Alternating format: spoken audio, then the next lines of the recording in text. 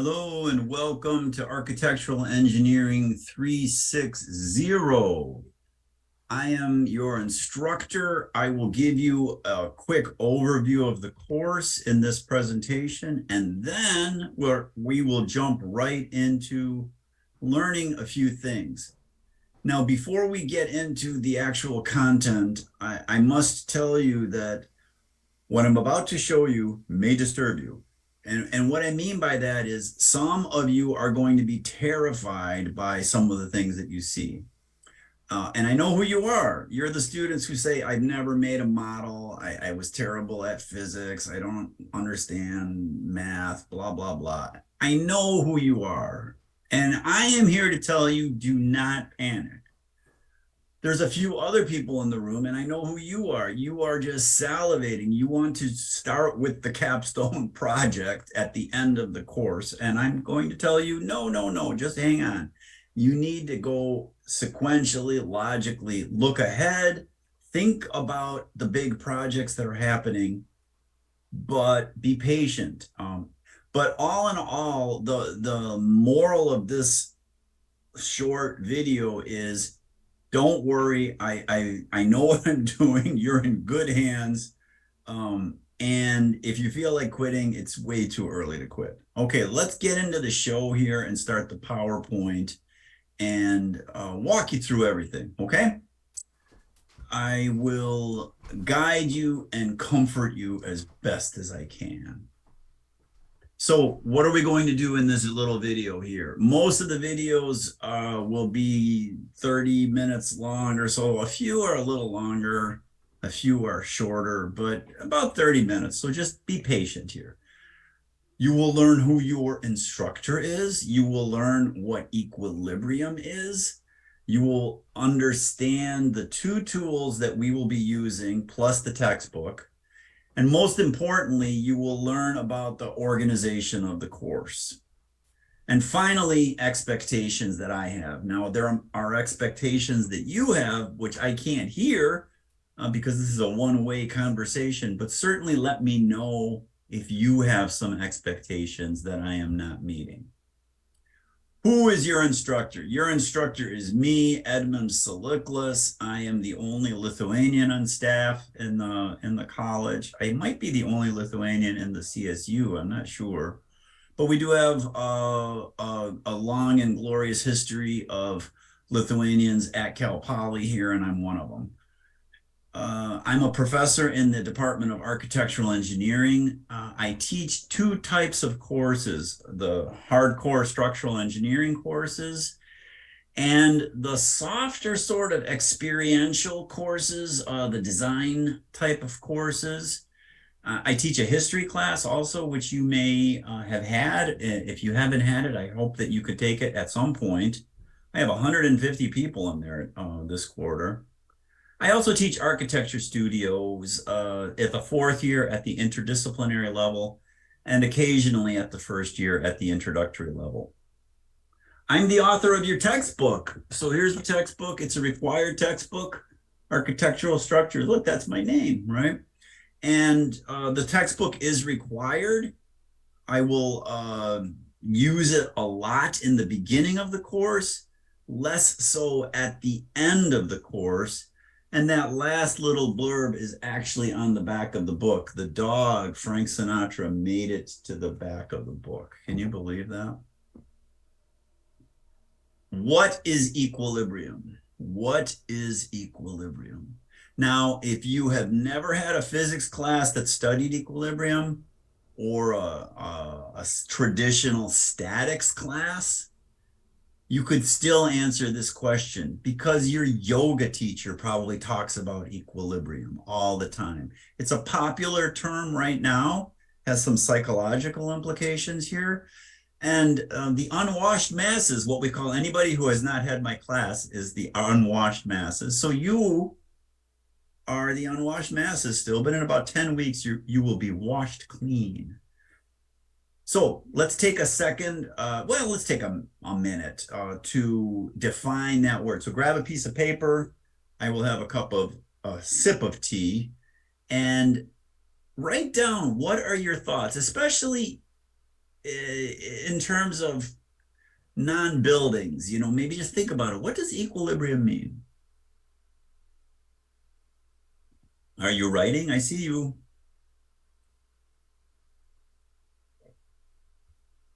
Okay, welcome back. I hope that you wrote down a few phrases. I hope that somebody said a calm, resting state, stasis, unflappable, just being at ease, right? Now, what does that mean for us in this course? Structures are subjected to all sorts of loads. Here's a load. There's a student climbing on my model. And she was just so anxious to climb on this thing. We hadn't even finished building it yet. And she just she started to walk on it. She has weight. That weight is a load. And that load flows through the structure to the supports on the ground. This is in our laboratory in the concrete yard. The structure itself weighs something. That is a load. That flows down to the supports. Loads flow through the structure, and the structure supports the loads in perfect stasis, equilibrium, unflappable, calm. That's what I want you to be, unflappable and calm. Now, that's why I called it load flow, visualizing load flow. Now, most of the time, we're going to be looking at the supports, at the ground that's holding up the building. That's the easiest thing to do. It's a very important thing to do, and that's where we will start. In fact, we will start doing that today in this lesson. There are other states of equilibrium, though. So if you cut just below her feet above the ground and you manage to visualize the internal forces that are equilibrating that structure and keeping her aloft, those would be internal equilibrating forces. The ground can be considered an external equilibrating force, but even that distinction is not really important, and it doesn't affect anything that we do.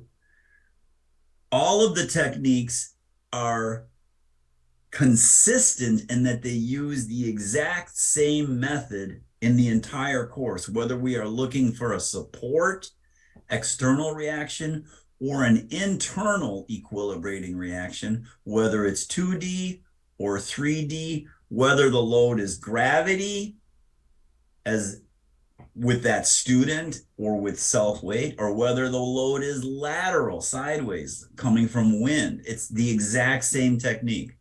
And that technique has nothing to do with algebra whatsoever. It is purely geometric.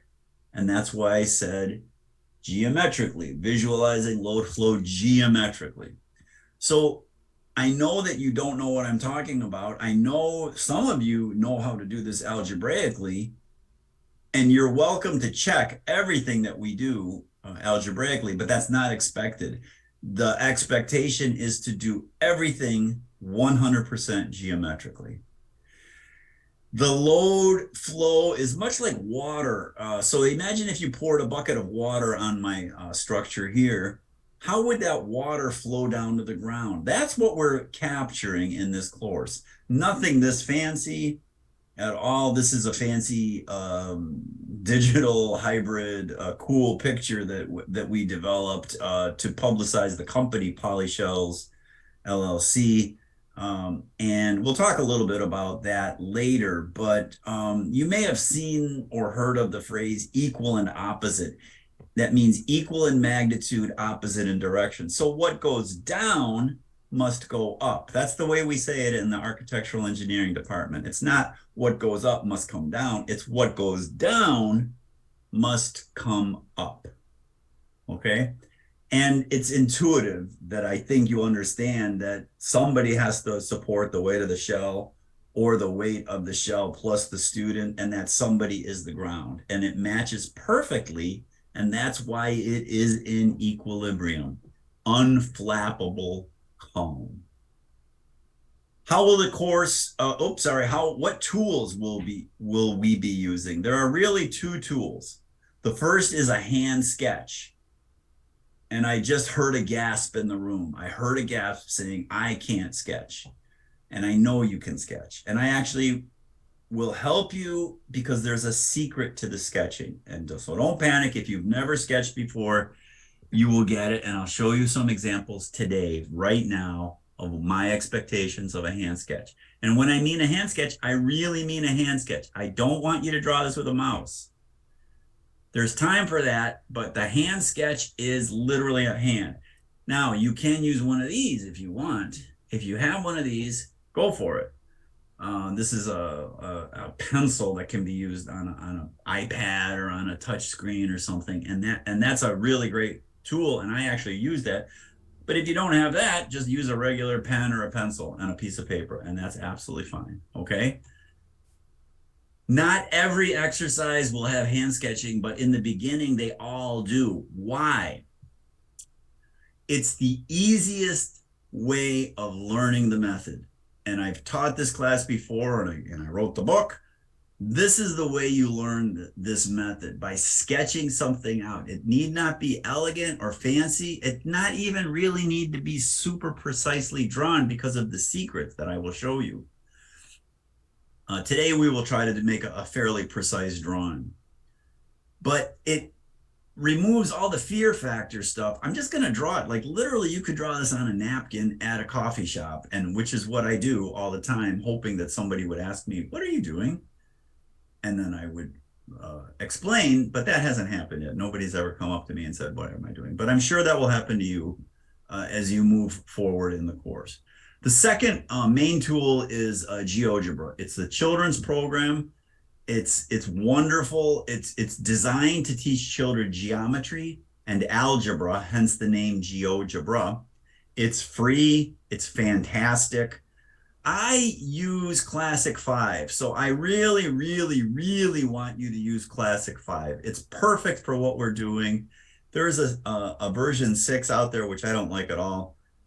I actually downloaded it and put it on my laptop, so I have it all the time. You could actually even have it on your phone too. I have it on my phone, but I don't like using it on my phone.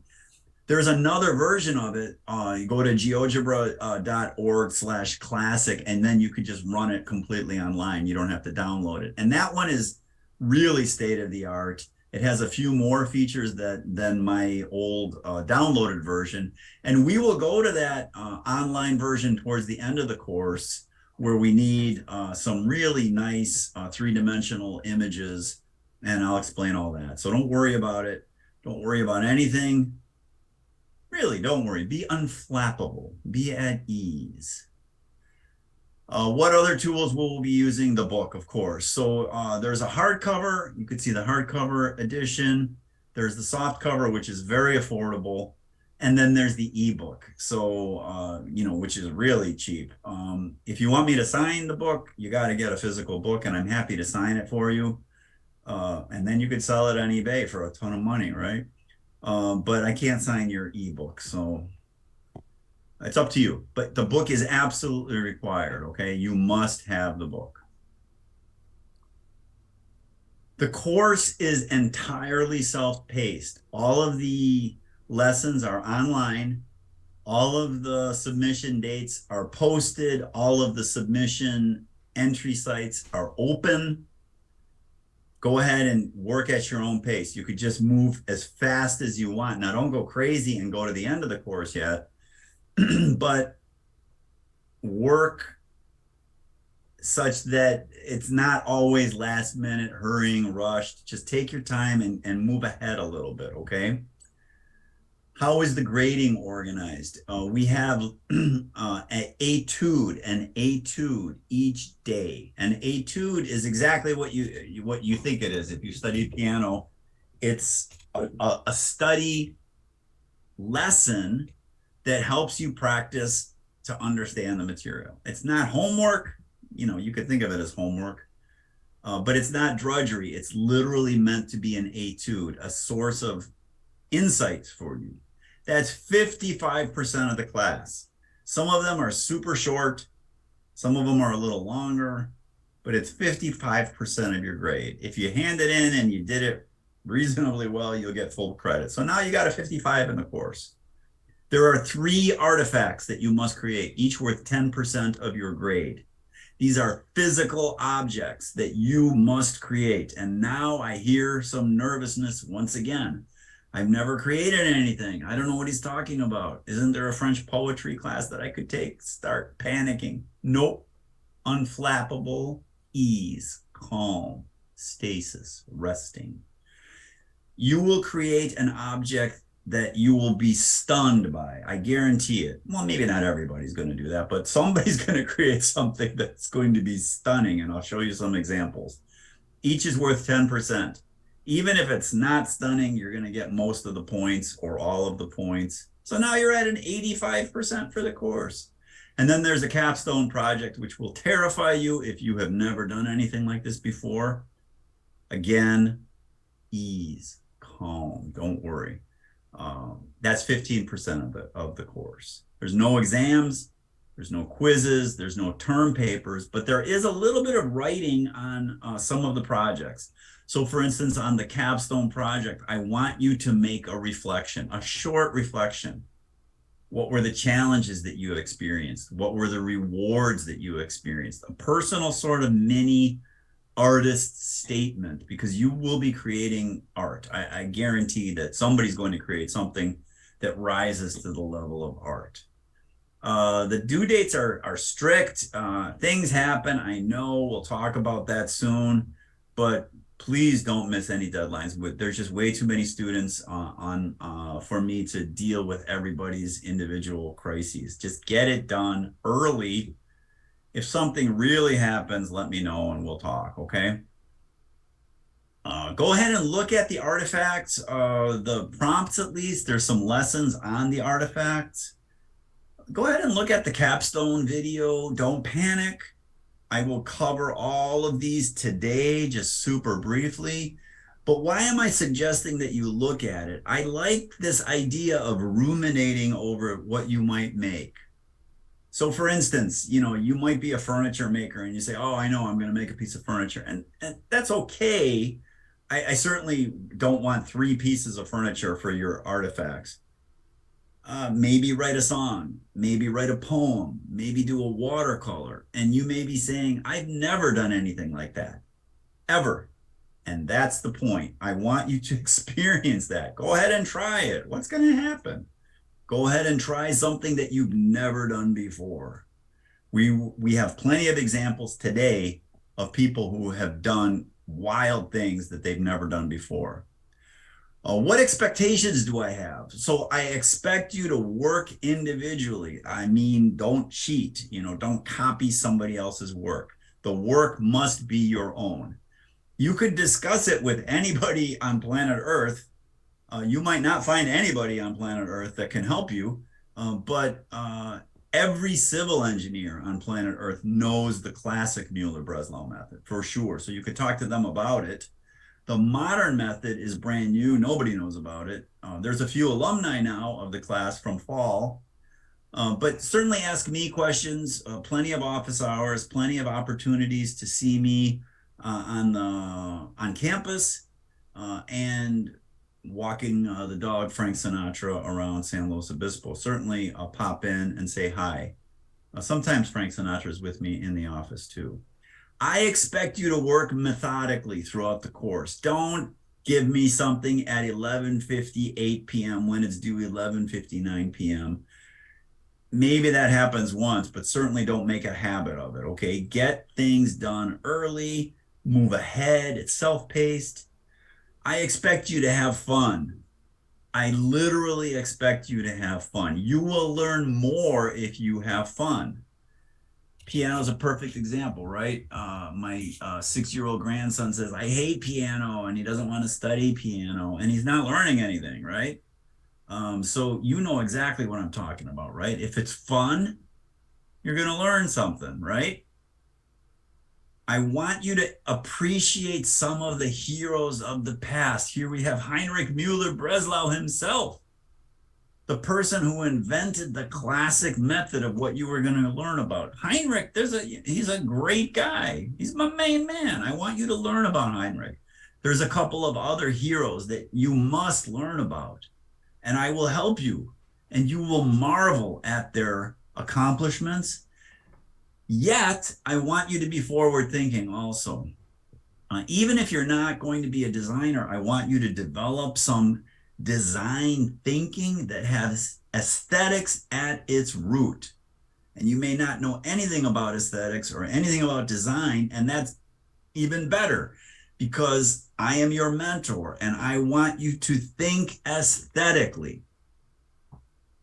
And even when you're writing your scripts, and now I'm sure somebody's panicking, he's going to have us write scripts? Yes, I'm going to have you write scripts, but they're super simple. But I will certainly ask you to use some aesthetic ideas even there. And if you don't know what I'm talking about, don't worry. I will explain it all in due time. I want you to sketch things out by hand. I'm telling you that this is the way to learn it. Nobody knows this method. The way to learn it is to sketch a few things out by hand. In the beginning, we do that more. Towards the end, we don't do it at all. This can literally be an analog drawing with a pencil on a paper or a pen on a napkin, or it could be on an iPad. But I do not want this. I don't want this thing, okay? I want it to be your hand moving on the lines, creating the lines by hand.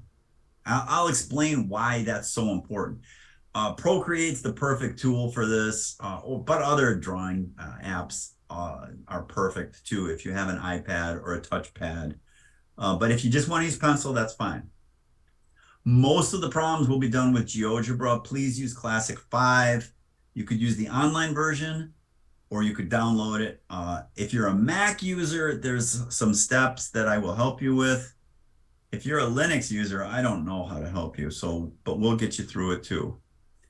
Units, don't worry about the units at all. There are no units in the course. You may think, I don't even know what he's talking about. What time does that French poetry class meet? And maybe I could just switch right now. The units are implicit. I think either in terms of meters or in terms of feet, but you don't have to think about any of that until the end of the course when you're actually designing something, okay? All of the units are given. Everything is consistent. You don't have to worry about it at all. Don't worry about it. I expect you to dig deeper. You're an intellectual. You're the future of our country. You're at a polytechnic university. You should be curious about all your courses, this one and your French poetry class. I expect you to use the textbook a lot, for sure.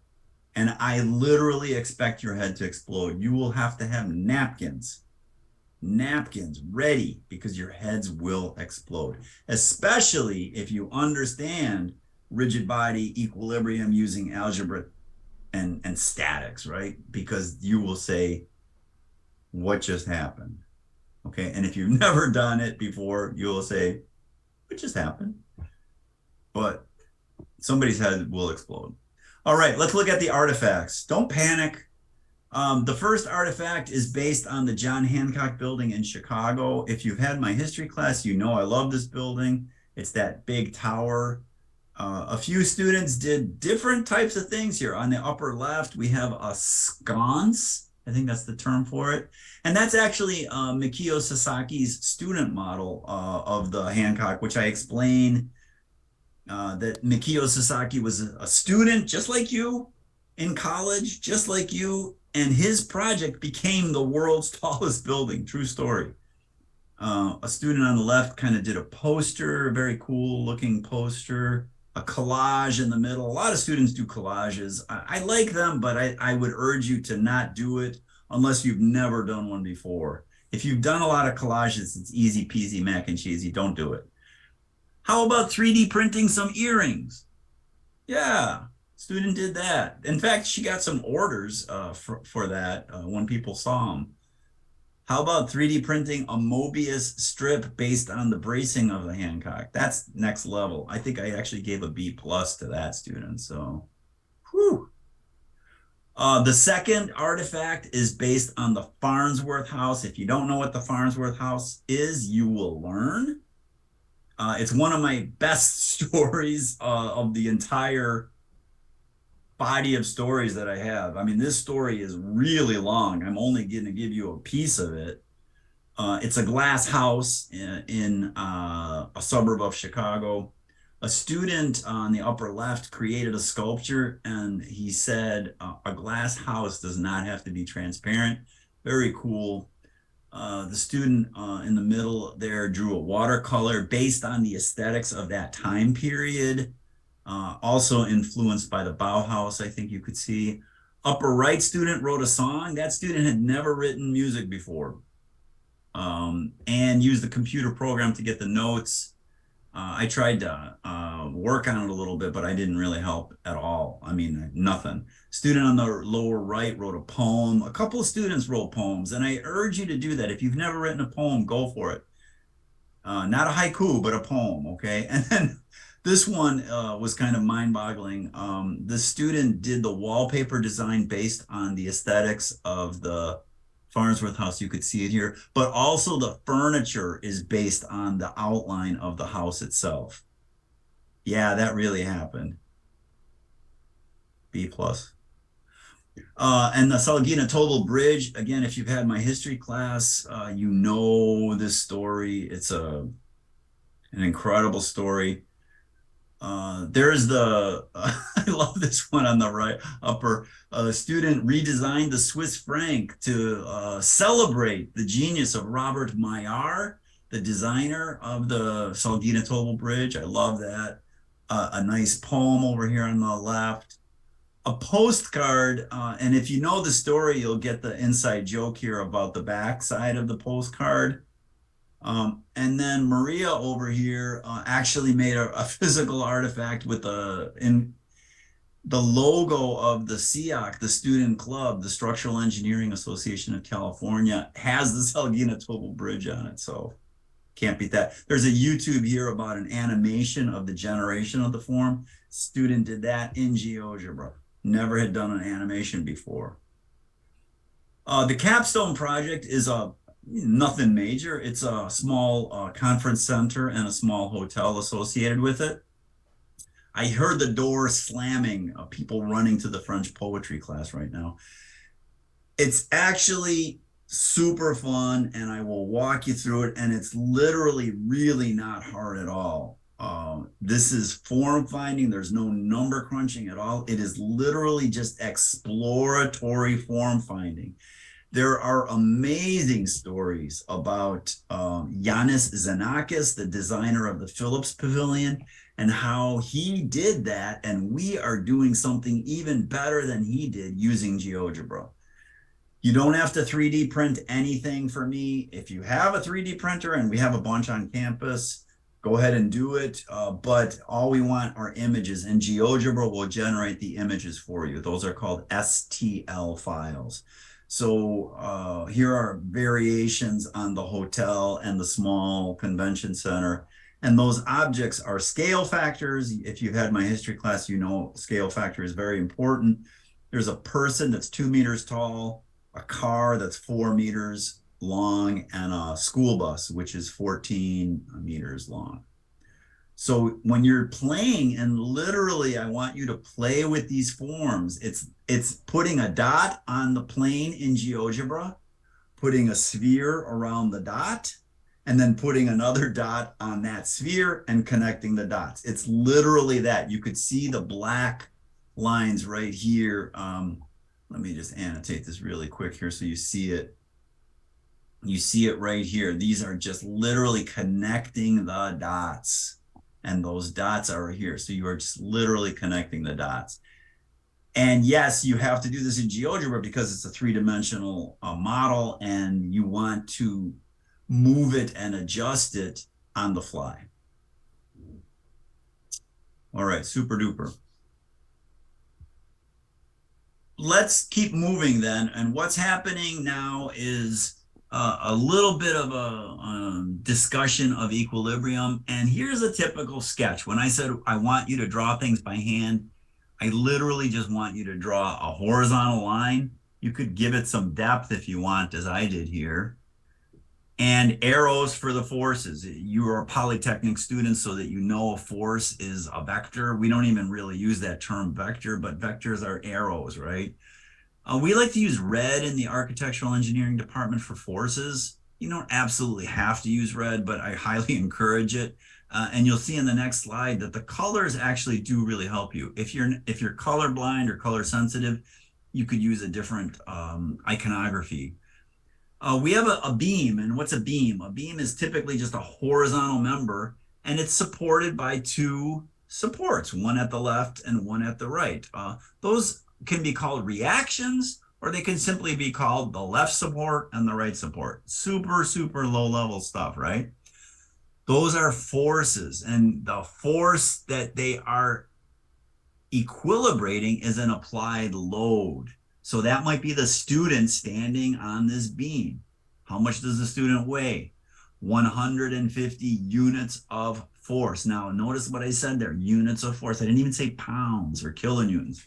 I just said 150. So suppose the student weighs 150 units of force and the student is in the center of the span and the beam is supported at each end. What are the reactions at the left end and at the right end? Okay.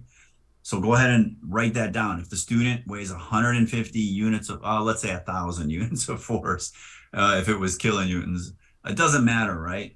What are the reactions? I'm going to have a sip of tea. Go ahead and do it. Did you do it? So if the student weighed 150 units of force, of course, 75 on each end. 75 on each end. Now, there may or may not be a cantilever. So what's a cantilever? A cantilever is a little overhang on the beam. I call them diving boards just because it's a very easy graphic image for you, the diving board.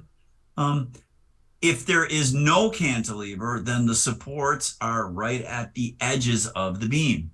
If there is a cantilever, then the support is somewhat interior on the beam. In either example here, if there was 1,000 units of force, whether there's a cantilever or not, each reaction would be 500 units of force. If it was 150 units of force of a student, each would be 75. Unless the load was on the cantilever has no effect.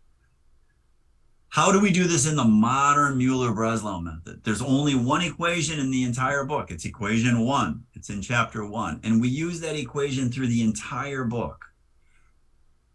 The technique is the same whether we are looking for a reaction, the external reaction, or an internal equilibrating reaction. We cut it open and we look what's happening.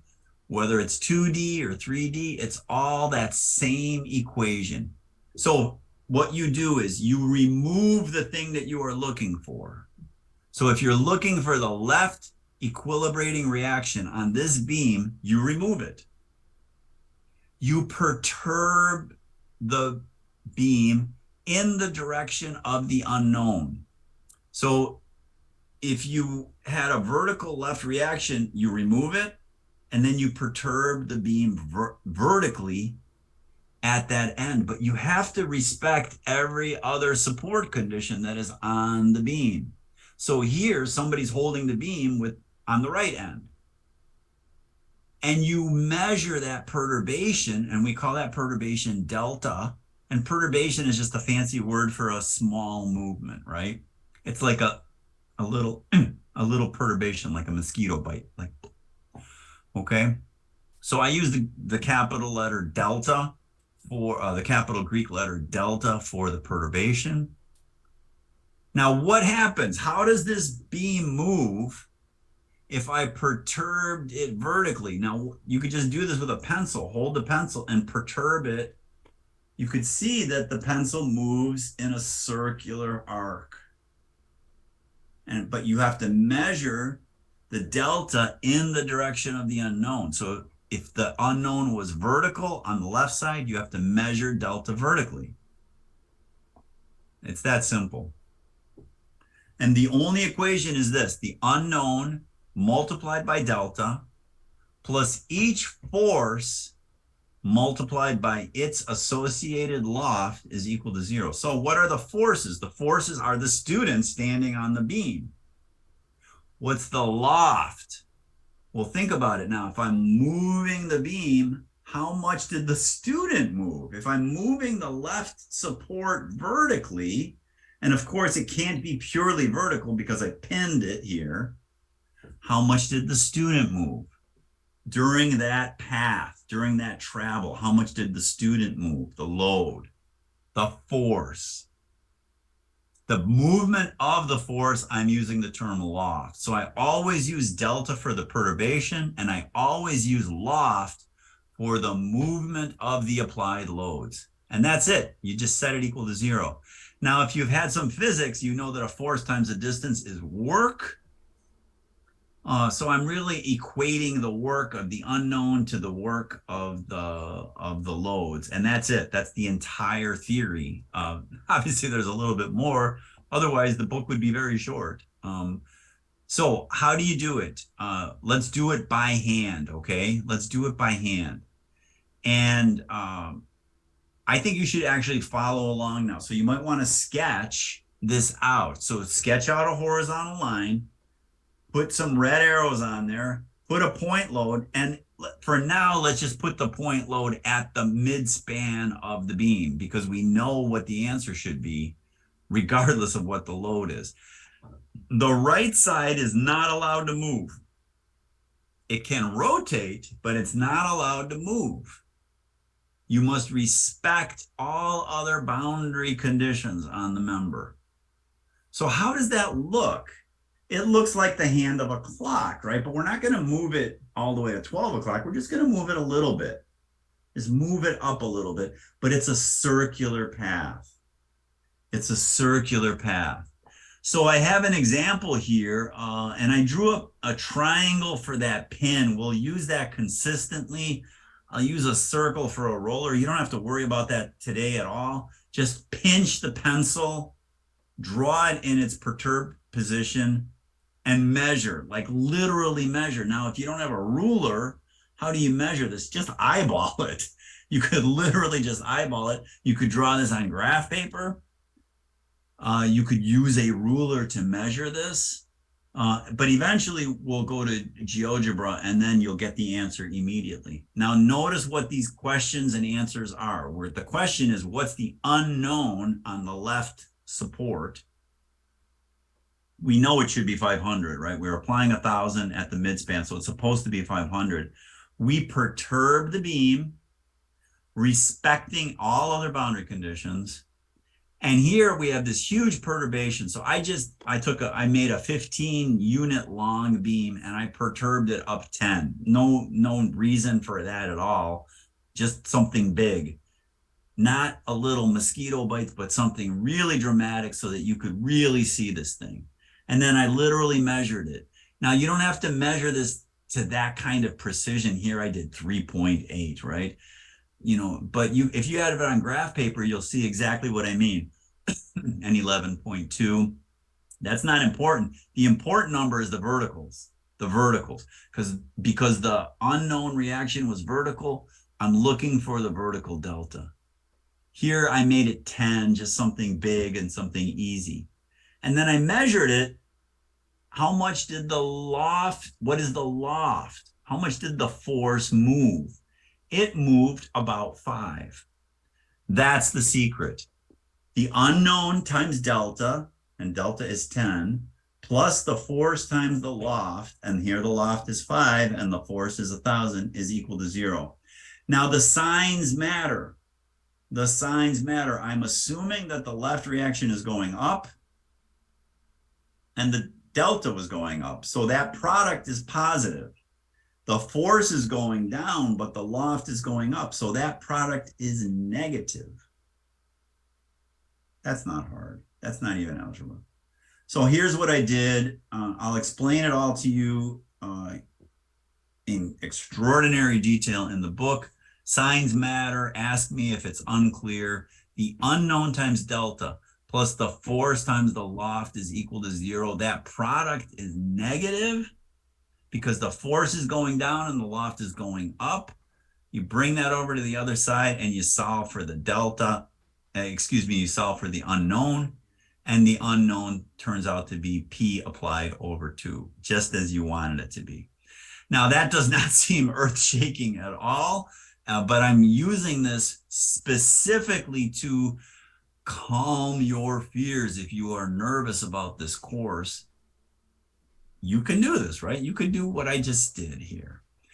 The classic method is different. So what I just described was the modern method. That's the basis of the book. The classic method was devised by Heinrich himself.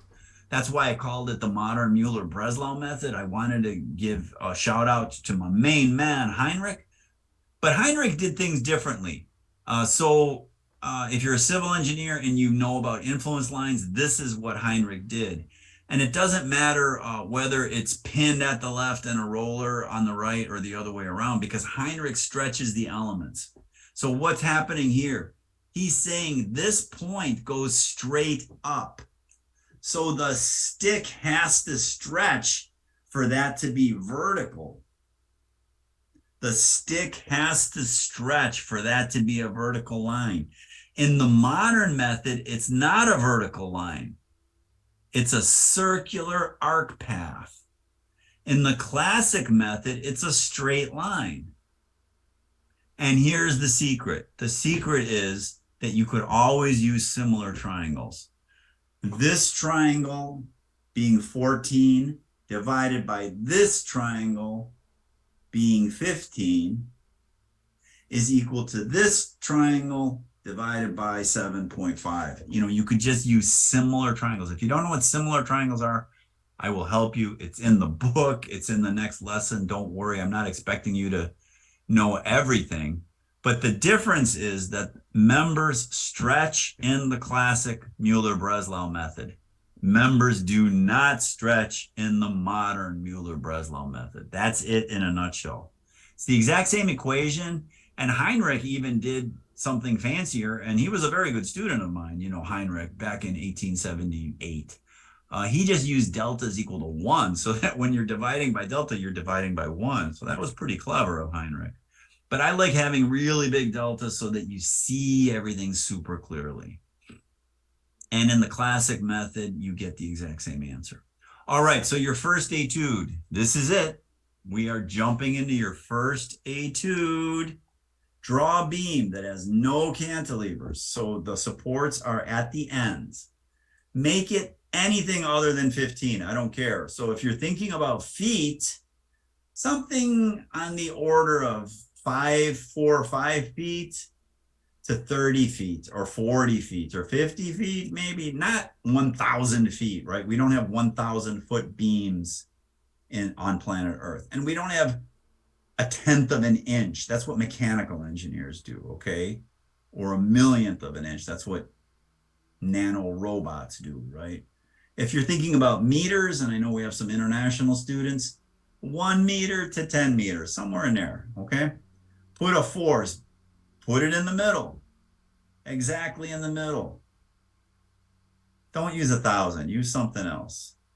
If you're using pounds in the United States, something a couple of 100 pounds to a couple of 1,000 pounds, maybe 100,000 pounds. We don't use millions of pounds. We don't use billions of pounds. If you're thinking about kilonewtons, 1 kilonewton, 10 kilonewtons, 100 kilonewtons, not a million or a billion, okay?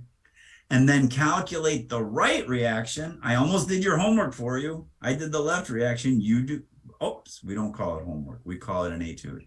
I almost did your etude for you. You do the right reaction. Do it by the modern method and do it by the classic method and do it with a pen. Not with a mouse, not with a Rhino. I don't care how fancy schmancy your drafting abilities are. I want you to draw it with your hand.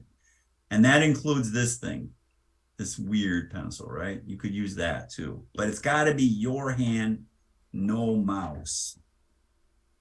No AutoCAD, no Rhino, no Revit, no Grasshopper, not even GeoGebra, okay? My favorite program. Summarize this work with a short statement saying, does this answer make sense? Snip the images. So if you're photographing it, just take a photo of it with your phone, paste it into a little document. Send me a PDF. Do not send me a Word document. Do not send me a Google document. Do not send me a PowerPoint document. Send me a PDF. Don't send it to me. Upload it to our Canvas site. One PDF that has both pictures, both numbers, the short statement. I can help you with it. If you don't know what you're doing, I will help you. That's it. That's your first etude. In summary, a force is something that has a magnitude and a direction. We call that a vector in Polytechnic. Typically, gravity for us loads are going down and reactions are going up. That's typically the way it works. The signs matter. If the sign of the loft matches the sign of the force, it's positive. If they oppose each other, it's negative. Remove the thing that you're looking for. That's why I call it unknown. Perturbations are always deltas, and movements of the applied forces are always lofts. That's it. And there's one equation in the whole course. All right, so I hope you loved the lesson. I hope you're not going to drop the course. I want you to succeed. I want you to have fun. I want you to learn so much. This is going to be great. Looking forward to seeing your work. Good luck.